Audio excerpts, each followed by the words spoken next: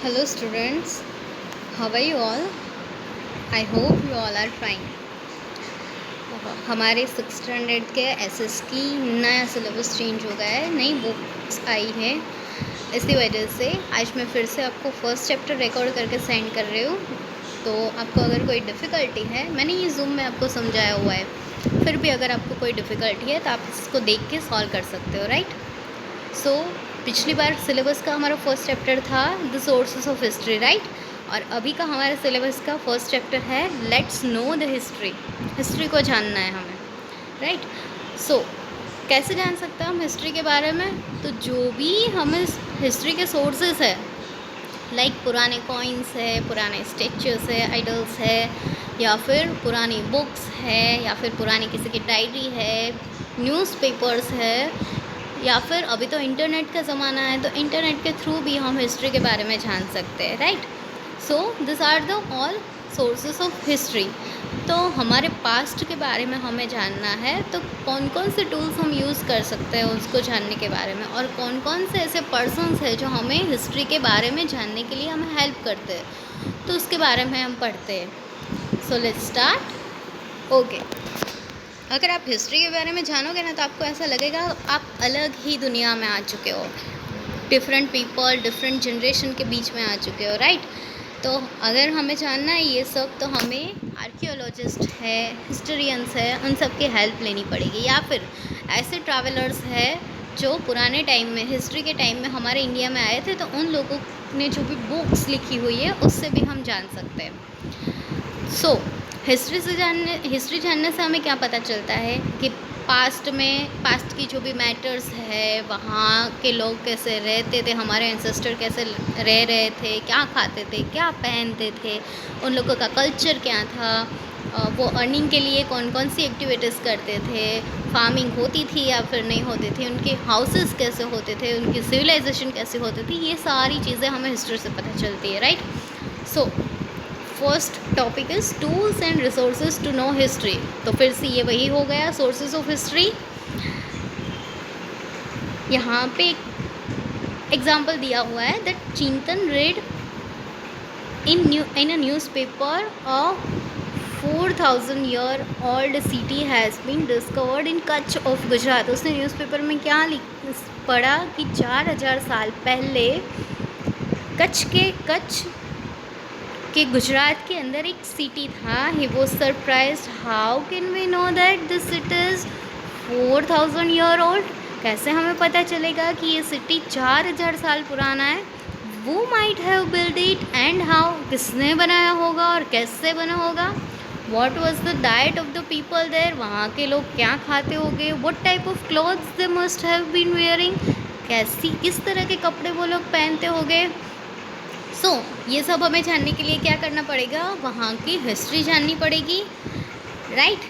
तो उसके लिए एक एक्टिविटी दी हुई है, उसमें क्या करना है? Find out Narmada river into map of India. India के मैप के अंदर जो नर्मदा रिवर है उसका पाथ हमें फाइंड करना है, राइट। नर्मदा है ना, वो हमारे इंडिया के 3 स्टेट में से पास आउट हो रही है। Thousands of years back man lived on the banks of Narmada. बहुत साल पहले, हज़ारों साल पहले लोग नर्मदा के रिवर बैंक पे रहते थे। सो हमें अगर ये सब जानना है तो टूल्स चाहिए, सोर्सेज चाहिए हिस्ट्री के। तो फर्स्ट वन इज़ ताड़पत्रास एंड भोजपत्रा। ये हमारे ऑलरेडी पुराना सिलेबस में भी था, ताड़पत्रास एंड भोजपत्रास। ताड़पत्रास कैसे बनते हैं? तो पाम लीव्स है, उसके अंदर अगर कोई स्क्रिप्ट लिखी जाए तो उसको बोला जाता है ताड़पत्रास। एंड जो बिर्च करके ट्री आता है, भोज करके ट्री आता है, उसकी अगर बार्क निकाल के उसको फ्लैटन करके उस पर कोई स्क्रिप्ट लिखी जाए तो उसको बोला जाता है भोजपत्रास, right. In the ancient time man used palm leaves and birch bark for writing what we call manuscript. और जो ताड़पत्रास एंड भोजपत्रास पे जो कुछ भी लिखा जाता है उसको मैन्यूस्क्रिप्ट बोला जाता है। ताड़पत्रास with manuscript written on the leaves of palm leaves. ताड़पत्र का मीनिंग क्या है? कि जो मैन्यूस्क्रिप्ट है वो अगर पाम लीव्स, पाम जो ट्री है, ताड़, पाम को गुजराती या हिंदी में बोला जाता है ताड़। ताड़ का जो ट्री है उसके लीव्स पे जो भी मैन्यूस्क्रिप्ट लिखी गई है तो उसकी वजह से उसको ताड़पत्रास बोला जाता है। एंड भोजपत्रा means manuscript written on the birch bark. Birch मतलब भोज करके एक ट्री आता है, तो उसकी बार्क के ऊपर जो भी मैन्यूस्क्रिप्ट लिखी गई है उसको भोजपत्रा बोला जाता है। Which is found in the Himalayas. Generally ये जो भोज करके ट्री होता है ना बिर्च, वो कहाँ पे होता है? हिमालयाज से मिलता है। With the help of manuscript written on the palm leaves and bark of birch, we get information about the languages and lifestyle. यहाँ पे जो मैन्यूस्क्रिप्ट लिखी जाती है उसकी वजह से हमें उस टाइम के बारे में इंफॉर्मेशन मिलती है, पुराने टाइम के बारे में, उनकी लैंग्वेज के बारे में, उनकी लाइफस्टाइल के बारे में। Many such manuscripts have been found. Manuscript written on the palm leaves and bark of birch gives us information about man of ancient India. पुराने टाइम में इंडिया में जो लोग रहते थे उसके बारे में, वहाँ के पुराने टाइम के किंग के बारे में, उनके किंगडम के बारे में हमें इंफॉर्मेशन मिलती है। यहाँ पे फिगर में आपको दिखाई दे रहा है बिर्च बार्क है एंड पाम लीव्स दोनों दिए हुए हैं, और जो स्क्रिप्ट लिखी जाती थी वो भी यहाँ पे दी गई हुई है। ये स्क्रिप्ट है ना, वो पांडु स्क्रिप्ट के अंदर लिखी गई है। Such manuscript have been preserved in the temples and monasteries and temples के अंदर ये सारी मैन्यूस्क्रिप्ट अभी संभाली गई है। कुछ संभाली गई है, कुछ ख़राब हो चुकी है, क्योंकि ये ट्री के बार्क या तो ट्री के लीव्स पे लिखी जाती थी, इसी वजह से इंसेक्ट इसको इजीली हार्म कर देते थे। They have text in Sanskrit, प्रकृत एंड तमिल लैंग्वेज में, संस्कृत में या तो फिर प्रकृत में इस पे लिखा जाता था। Even poems, dramas, stories, epics were also written on the ताड़पत्रास एंड भोजपत्रास। पोएम्स भी लिखी जाती थी, ड्रामास भी दिए जाते थे, स्टोरीज एंड जो एपिक इवेंट्स है वो सारी ताड़पत्रास एंड भोजपत्रास पे स्क्रिप्ट की जाती थी। They have also been preserved in the form of books, फिर उनको मिला के बाइंडिंग करके बुक्स की तरह संभाला जाता था। They give us knowledge about customs and traditions, जो भी प्रथाएँ चल रही थी, जो भी ट्रेडिशन चल रहा था, सोशल बिलीव्स, सामाजिक मान्यताएं जो थी, लाइफस्टाइल ऑफ किंग्स की लाइफस्टाइल, कैसे वो जी रहे थे, साइंस, उस टाइम पे कौन कौन से साइंस के रूल्स का वहाँ पे यूज़ होता था, एजुकेशन, किस टाइप से एजुकेशन वो पीपल्स गेन करते थे, कौन सा एजुकेशन गेन करते थे, मेडिसिन्स, कौन कौन सी मेडिसिन्स उस टाइम पे डिस्कवर्ड हो चुकी थी, जैसे कि आयुर्वेदिक मेडिसिन्स है। फिर एनिमल्स, किस टाइप के एनिमल्स थे जो लोग अपने साथ रखते थे, और किस टाइप के एनिमल्स थे जिससे लोग अलग रहते थे, और कौन से एनिमल्स थे जिसको रेयर करके उनकी हेल्प लेके मिल्क प्रोडक्ट और वो सब बनाते थे। तो वो सारी इन्फॉर्मेशन हमें मैन्यूस्क्रिप्ट जो भी बिर्च बार्क या फिर पाम लीव्स पे लिखी जाती थी, मतलब ताड़पत्रा से भोजपत्रा में लिखी जाती थी, उससे मिलता है हमें पता। Second one is inscriptions. Inscription अभी लिखने की ज़रूरत क्यों पड़ी? तो जो लॉन्ग टर्म तक जो चीज़ें संभाली जानी चाहिए, जो बातें या फिर कुछ ऐसे रूल्स है जो लॉन्ग टर्म के लिए एक जैसे ही चलने वाले हैं, और उसको अगर हमें कहीं पे अच्छे से संभाल के रखना है, लिख के रखना है, तो किस पे लिखना पड़ेगा? ऐसी चीज़ पे लिखना पड़ेगा जो ईज़िली हार्म ना हो सके, ईज़िली डिस्ट्रॉय ना हो सके। तो इसी वजह से डेवलप की गई एक सिस्टम वो थी स्टोन इंस्क्रिप्शन।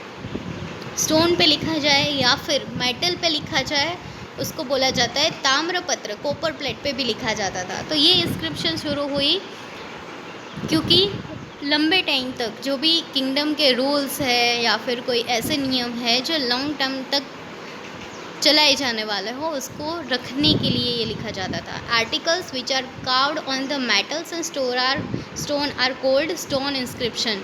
ऐसे आर्टिकल्स जो कार्व किए जाते थे मेटल्स एंड स्टोन पे, उसको बोला जाता है stone inscription. We can know about history from stone inscription. हम हिस्ट्री का पता लगा सकते हैं इस पे से। Many times inscriptions were done on a metal also. Kings used to conserve with people by carving his orders and commands on these rocks. उस किंग लोगों के जो भी ऑर्डर्स रहते थे, जो भी कमांड्स होते थे, वो ऐसे पत्थर पे लिखे जाते थे। Many kings and queens have inscribed information about their kingdom victories. Yes, जो भी किंग लोगों ने विक्ट्रीज़ की होती थी तो वो भी लंबे टाइम तक जानी जाए इसीलिए इस पे लिखते थे। फिर अपने किंगडम के बारे में, फिर culture on the stones, culture कैसा चल रहा था उनके किंगडम में, वो सारा स्टोन पे लिखा जाता था। Stone inscription of Ashoka are very famous. Junagadh के अंदर अशोका के टाइम में जो भी स्टोन इंस्क्रिप्शन हुआ था वो अभी तक प्रिजर्व करके रखा हुआ है। यहाँ पे उसका एक पिक्चर दिया हुआ है, अच्छे से नहीं दिख रहा है लेकिन आप इंटरनेट पे सर्च करोगे तो बहुत सारे इसके पिक्चर्स मिल जाएंगे। Records and inscription written on this are long lasting. और स्टोन पे लिखे जाने की वजह से जो भी रिकॉर्ड्स है, इंस्क्रिप्शन है, वो कैसे होते हैं, लॉन्ग लास्टिंग होते हैं। Now the third source is copper plate, उसको ताम्रपत्र भी बोला जाता है। The text which is engraved on copper sheet is called ताड़पत्रास। कॉपर शीट पे जो भी कुछ लिखा जाए उसको क्या बोला जाता है, ताड़पत्रास। Many kings have engraved information about their administration and donation on ताड़पत्रास। डोनेशन एंड एडमिनिस्ट्रेशन कैसे चलाना है, उन लोगों ने क्या डोनेशन किया है, वो सारा किस पे लिखा होता था, ताड़पत्रास पे। Such ताड़पत्रास have been found in Gujarat in large number. Gujarat, हमारे गुजरात के अंदर ऐसे ताड़पत्रास बहुत सारे, यहाँ पे ताड़पत्र लिखा हुआ है लेकिन आएगा ताम्रपत्र। गुजरात के अंदर ऐसे ताम्रपत्र बहुत सारे देखने मिलेंगे। They give us information about name, religion, administration and donation.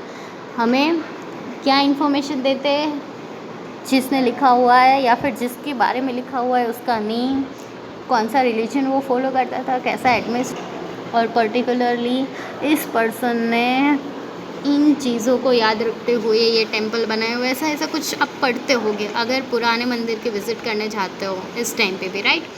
तो वैसे ही जो भी पुराने टाइम पे, हिस्ट्री के टाइम पे जो भी लोग डोनेशंस करते थे वो सारा कुछ याद रखने के लिए ताम्रपत्र पे लिखते थे। सो सच ताम्रपत्रास have been preserved in Hemchandra library in Patan. Patan के अंदर हेमचंद्रा लाइब्रेरी है, वहाँ पे ये संभाले गए हुए नॉर्थ गुजरात में। LD institute of technology Navrangpura, Ahmedabad में नवरंगपुरा में एलडी इंस्टीट्यूट टेक्नोलॉजी है, वहाँ की लाइब्रेरी में भी है। बीजे learning and research studies Vidya Bhavan Ahmedabad. BJ learning studies जो जहाँ पे है विद्या भवन अहमदाबाद में, वहाँ पे भी ये स्टोर किया गया हुआ है। श्री महावीर जैन आराधना केंद्र कोबा गांधीनगर, वहाँ की लाइब्रेरी में भी ये स्टोर किए गए हुए कॉपर प्लेट ताम्रपत्र। And next source is coins. Coins are also an important source to know about history. Coin भी क्या है, इम्पोर्टेंट सोर्स है। कॉइन से क्या पता चलता है, तो जैसे हम जब छोटे थे तब जो भी कॉइन हमारे इंडिया में यूज़ होते थे, उससे अभी के टाइम पे जैसे जैसे हम ग्रो होते गए तो हर 2-3 साल में एक नए टाइप का कॉइन आता है ना, ट्रांजैक्शन के लिए कुछ उसमें चेंजेस देखने मिलते हैं। तो वैसे ही एंशियंट टाइम में भी कॉइन्स यूज़ होते थे। अभी हम डिफरेंट मेटल्स के जो भी यूज़ करते हैं कॉइन्स, पहले के टाइम पे या तो सिल्वर या तो गोल्ड के कॉइन्स रहते थे या फिर कॉपर के भी कॉइन्स रहते थे। So we get information about name of the king, his religion, culture and time from the coins. हमें कॉइन से क्या पता चलता था, उस टाइम पे जो भी जिस किंगडम में जो भी किंग रूल कर रहा होता था तो वो अपने नाम का अपना पिक्चर दे के अपना कॉइन बनवाता था। तो उसका किंग का नाम है, उसका रिलीजन कौन सा है, वो कैसा कल्चर फॉलो करता है, वो सारा कॉइन्स पे प्रिंट रहता था। तो कॉइन से हमें ये सब चीज़ें पता चल सकती है। Punchmark coins of 5th BC before Christ have been found in India. Punchmark coin है वो हमारे इंडिया में मिला है, which is the oldest coin, जिसको ओल्डेस्ट कॉइन माना जाता है। Other than this gold, silver and copper coins of Greek kings, Greek king के जो भी कॉइन्स थे गोल्ड, सिल्वर या कॉपर में रहते थे वो मिले हुए हैं। मौर्यन एज, गुप्त एज हैव बीन फाउंड। गुप्त एज के अंदर, मौर्य एज के अंदर जो भी कॉइन्स चल रहे थे वो भी हमें मिले हुए हैं। They give us the information about their social, उनकी सामाजिक लाइफस्टाइल, फिर रिलीजियस धार्मिक लाइफस्टाइल, इकोनॉमिक वे में वो कैसे थे, पॉलिटिकल स्ट्रक्चर कैसा था उनके स्टेट का, वो सारी इन्फॉर्मेशन कॉइन्स के थ्रू हमें मिलती है, राइट। यहाँ पे कुछ कॉइन्स के पिक्चर्स दिए हुए हैं, देखो उस पर बहुत सारे पिक्चर्स बने हुए हैं ना कॉइन पे, तो उससे हमें इजीली पता चलता है कि वहाँ उस टाइम का किंग कैसा दिखता था, कौन सा रिलीजन फॉलो करता था, राइट। साइड में पंचमार्क कॉइन्स भी दिए हैं। What is the punch mark coins? The coins created by pressing metal pieces into mold are called punch mark coins। Metal pieces को मोल्ड के अंदर डाल के प्रेस करके जो भी उस पर प्रिंट बनाई जाती थी और कॉइन्स बनाए जाते थे उसको पंचमार्क पंच करके बनाया हुआ है, इसीलिए उसको पंच मार्क कॉइन्स बोला जाता है, प्रेस करके बनाया हुआ है, right. So our last topic is students studying history, archaeologist, historians and travellers. Students जो इस हिस्ट्री पढ़ रहे हैं, कहाँ से पढ़ रहे हैं? आर्कियोलॉजिस्ट है, हिस्टोरियंस है एंड ट्रैवलर्स की हेल्प से हमें हिस्ट्री पता चलती है। हिस्ट्री का मतलब क्या है? It means the information given by archaeologist about past of human society. On the basis of research, they go to ancient places and dig out the houses, coins, bricks, stones, implements, sample of food, bones of man and animals, etc. and study them and make us aware about culture of a man of that time. History का मतलब क्या है? Archaeologist जो past में human society है उसके बारे में जो रिसर्च करते हैं, वो क्या करते हैं? पर्टिकुलर एंशियंट प्लेसेस में जाते हैं और डिग आउट करते हैं। क्या डिग आउट करते हैं? हाउसेस कैसे थे उनके, कॉइन्स डिग आउट करके निकालते हैं, ब्रिक्स देखते हैं, वहाँ उस टाइम के स्टोन्स देखते हैं, फिर उनके डिफरेंट इम्प्लीमेंट्स जो भी उन लोगों ने बनाए हुए हैं वो देखते हैं। सैम्पल ऑफ फूड जो उनको मिलता है उससे पता चलता है। बोन्स ऑफ मेन के बोन्स जो मिलते हैं उससे भी उनको पता चलता है कि कैसा उनका ह्यूमन स्ट्रक्चर रहा होगा। एंड एनिमल्स के जो भी बोन्स मिलते हैं उससे भी पता चलता है कि कौन कौन से एनिमल वहाँ पे रेयर किए जाते थे। तो इन सब की स्टडी से वो लोग हमें उस पर्टिकुलर रीजन के बारे में, उसके कल्चर के बारे में अवेयर करवाते हैं। Man has been wandering from one place to another since ancient time से ही हमारे इंसान का ऐसा नेचर रहा हुआ है कि वो एक जगह से दूसरी जगह ट्रैवल करता ही रहता है। Many travellers have visited other countries to note life of peoples there. अलग अलग कंट्री के ट्रैवलर्स ने दूसरी कंट्री में ट्रैवल किया हुआ है, क्या जानने के लिए कि दूसरे कंट्री के लोगों की लाइफस्टाइल कैसी है, right. From the travel details of such travellers we get information about the history.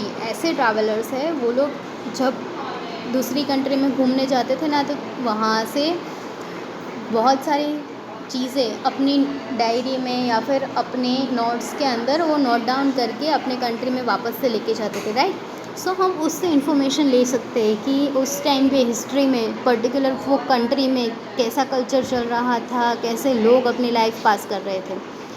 It includes travellers like Megasthenes, Pliny, Fahien and ह्यूत्सेंग।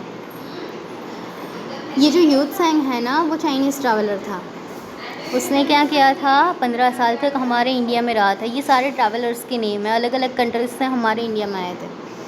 तो इंडिया में वो आगे 15 साल तक यहाँ पे रहा, पूरा इंडिया उसने घूमा और पूरे इंडिया में किंग हर्षवर्धन है, किंग पुलकेशी है, कैसे अपने किंगडम चलाते थे, एडमिनिस्ट्रेशन प्रोसेस कैसे चल रही थी, वो सारा उसने अपनी बुक में लिखा हुआ है। 15 साल जब उसने इंडिया में घूमा ना, उसमें से 5 साल तो वो नालंदा यूनिवर्सिटी, हमारी वर्ल्ड फेमस यूनिवर्सिटी थी उस टाइम पे, वहाँ पे वो रह के 5 साल तक वो वहाँ पे पढ़ा था। तो इन सब ट्रैवलर की बुक्स में से हम पता लगा सकते हैं कि पर्टिकुलरली पुराने टाइम पे जिस टाइम पे उसने ट्रैवल किया था अदर कंट्री में, तो वहाँ की लाइफस्टाइल या फिर वहाँ का कल्चर कैसा था। The researches of archaeologists and historians give us glimpse of great civilization। ये जो आर्कियोलॉजिस्ट एंड हिस्टोरियंस है उनकी रिसर्चेस से हमें क्या पता चलता है?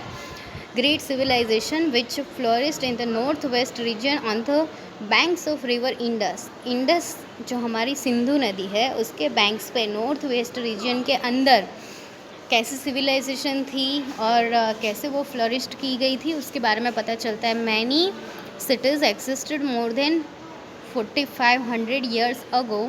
बहुत सारे ऐसे सिटीज़ थे जो इंडस के रिवर बैंक पे थे इंडिया के अंदर, जो 4500 ईयर्स अगो वहाँ पे सिचुएटेड थे। इन द सेम वे जो गंगा रिवर है उसके रिवर बैंक पे भी अबाउट 2500 ईयर्स अगो भी बहुत सारे सिटीजन्स रहते थे और बहुत सारे सिटीज़ डेवलप किए गए थे। All this tools give us information about customs.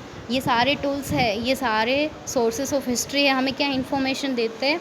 Customs, कैसी प्रथाएं चल रही थी, फूड, कैसे फूड वो गेन करते थे, अटायर, कैसे कपड़े वो लोग पहनते थे, टेक्नोलॉजी, कैसी टेक्नोलॉजी वो लोग यूज़ करते थे, and culture of people of that time. उस टाइम पे लोगों का कल्चर कैसा रहता था वो भी हमें पता चलता था।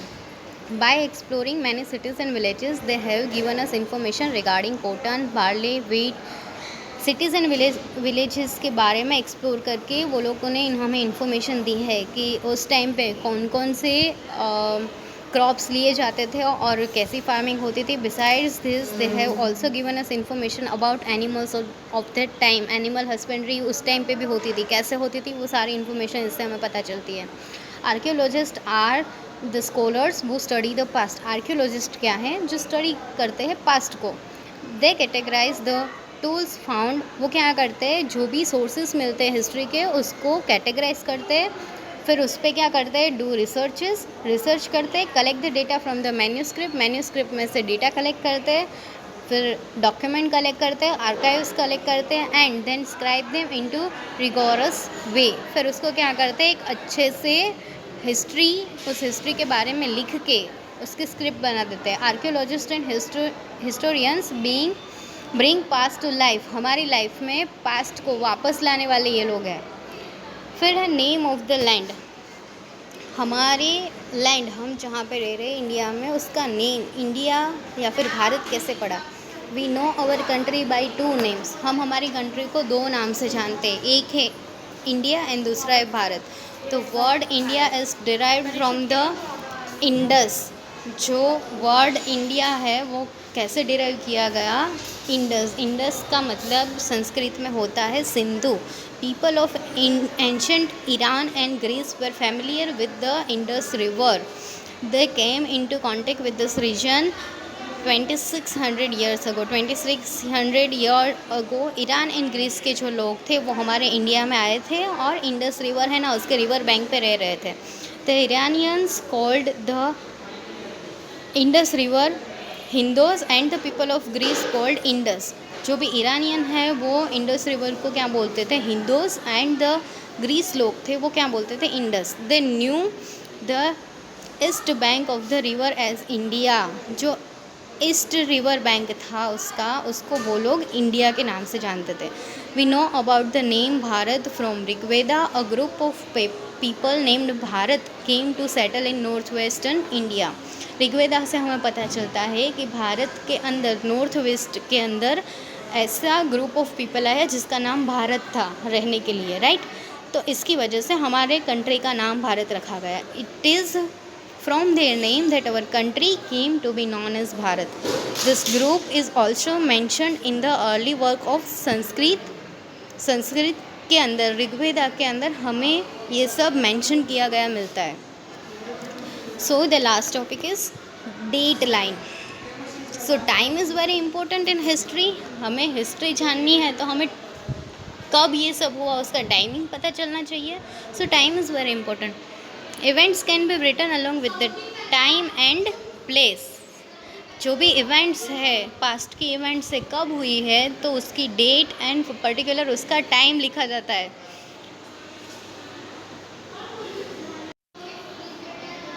We can relate time with date, month and year such as July 20, 2018 Friday. As per it time is associated with birth of Jesus Christ. Okay, हम अगर किसी टाइम को रिलेट करना है तो हम उसको कैसे रिलेट करेंगे? पर्टिकुलर उस दिन की डेट क्या थी, पर्टिकुलरली कौन सा मंथ था और कौन सा ईयर था. अगर आपको अपनी बर्थडे लिखानी है किसी को तो आप क्या लिखवाओगे? जो आपके बर्थ का डे है, मतलब उस डेट लिखवाओगे, साथ में कौन से मंथ में आपका बर्थ हुआ था और साथ में कौन से ईयर में आप बोर्न हुए थे. वो तीनों चीज़ें आप लिखवाते हो ना. तो उसी तरह से जो टाइम था, पुराना टाइम था, वो कैसे एसोसिएट किया गया हुआ है? बर्थ ऑफ जीसस क्रिस्ट के बर्थ से ये जो टाइम ड्यूरेशन है ना, वो पुराना टाइम ड्यूरेशन वो सारा डिसाइड किया गया हुआ है, एसोसिएट किया गया हुआ है. Birth of Jesus Christ, founder of Christianity, has been associated with date line. We call it Anno Domini उसको शॉर्ट में लिखा जाता है एडी. बहुत सारी जगह आपने एडी लिखा हुआ देखा होगा. Which means years after birth of Jesus Christ के बर्थ के बाद की जो साल है उसको एनो डोमिनी बोला जाता है. एग्जाम्पल दिया हुआ है 2000 AD means 2000 years after the birth of Jesus Christ के बर्थ के 2000 साल बाद उस टाइम को 2000 AD लिखा जाता है। सिमिलरली BC का मतलब है बिफोर क्रिस्ट, मतलब जीसस क्रिस्ट के बर्थ के टाइम से पहले के ईयर। मतलब अगर 2000 BC लिखा गया हुआ है उसका मतलब क्या है, 2000 years before birth of Jesus Christ के बर्थ के 2000 साल पहले का टाइम, राइट। तो यहाँ पे जैसे लाइन एक दी हुई है, date line showing AD and BC। तो सपोज़ जहाँ पे 0 लिखा हुआ है ना, सपोज़ वहाँ पे लाइन पे दिखाया गया हो बर्थ ऑफ जीसस क्रिस्ट, तो फिर BC का मतलब बर्थ ऑफ जीसस क्रिस्ट के पहले का टाइम, एंड AD का मतलब, एनो डोमिनी का मतलब उसके बाद का टाइम। यस तो जीसस क्रिस्ट के बर्थ के पहले का टाइम है, तो जस्ट अब 1 एरो पीछे जाओगे तो वो आएगा 1st सेंचुरी, उससे पहले 2nd सेंचुरी, फिर 3rd century, 4th century, 5th century, ऐसे आती है। और फिर एडी में भी क्या है, जस्ट आफ्टर जाओगे तो 1st century, 2nd century, 3rd century, 4th and 5th। ये हमारी नंबर लाइन की तरह ही है। पॉजिटिव नंबर्स है उसको हम एडी की तरह ले सकते हैं, नेगेटिव नंबर्स है उसको हम BC की तरह ले सकते हैं। और 0 कहाँ पे आया हुआ है, birth of Jesus Christ. Often is written as CE instead of AD and BCE written instead of BC। अभी के टाइम पे BC की जगह BCE लिखा जाता है और AD की जगह क्या लिखा जाता है, CE क्या मीन्स होता है, कॉमन एरा, वाइल BC का मतलब क्या होता है, बिफोर कॉमन एरा। जो जीसस क्रिस्ट के बाद का जो टाइम है उसको कॉमन एरा माना जाता है, और जीसस क्रिस्ट के पहले का टाइम है उसको बिफोर कॉमन एरा माना जाता है। तो CE एंड BCE अभी हम डिनोट करते हैं। As Christianity is associated with most nations of the world, we use the same date line in India as in many nations। लगभग सभी कंट्रीज़ के अंदर और हमारे इंडिया के अंदर भी यही date line, same date line use होती है पास्ट हिस्ट्री का टाइम बताने के लिए।